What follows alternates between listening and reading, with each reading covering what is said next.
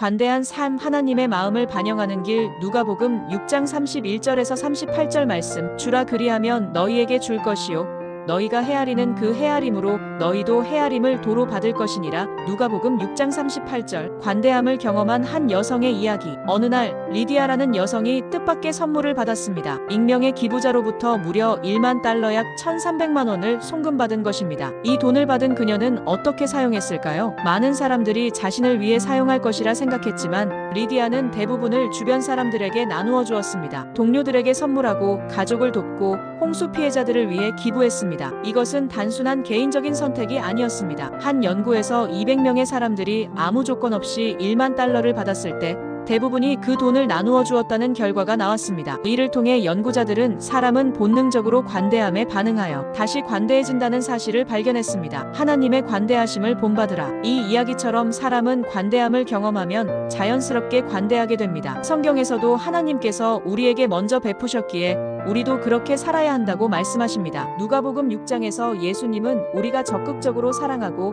선을 행하며 대가를 바라지 않고 베풀라고 가르치십니다. 32절 35절 말씀. 하나님은 은혜를 모르는 악한 자에게도 선을 베푸시는 분이라고 하셨습니다. 하나님께서 먼저 우리에게 조건 없이 사랑을 주셨으니 우리도 그렇게 살아야 합니다. 주라 그리하면 너희에게 줄 것이요. 누가복음 6장 38절에서 예수님은 관대하게 살면 결국 더 큰 축복을 받게 된다고 하십니다. 세상의 기준에서는 이해하기 어려운 원리입니다. 하지만 하나님의 나라는 다릅니다. 물질적으로 베풀면 우리의 필요도 채워주십니다. 사랑을 나누면 더 큰 사랑을 받게 됩니다. 용서를 베풀면 우리도 용서를 경험하게 됩니다. 리디아가 기부한 후 그녀는 돈이 줄어들었을지 모르지만 그녀의 삶에는 더 큰 기쁨과 충만함이 가득했습니다. 예수님은 우리가 주는 만큼 되돌려받게 된다고 하셨습니다. 하지만 이것은 단순한 물질적인 보상이 아니라 마음의 풍요와 관계의 축복까지 포함됩니다. 우리의 삶에 적용하기. 오늘날 우리는 받으려 하기보다 주는 삶을 살아가고 있는가요? 혹은 내게 남는 것이 있을 때만 베풀려고 하지는 않나요? 주변에 도움이 필요한 사람이 있다면 작은 것부터 나눠보십시오. 시간, 재능, 물질 중에서 무엇이든 하나님께 받은 것을 다른 이들과 나누어 보십시오. 조건 없이 베푸는 연습을 해보십시오. 리디아처럼 관대한 삶을 살 때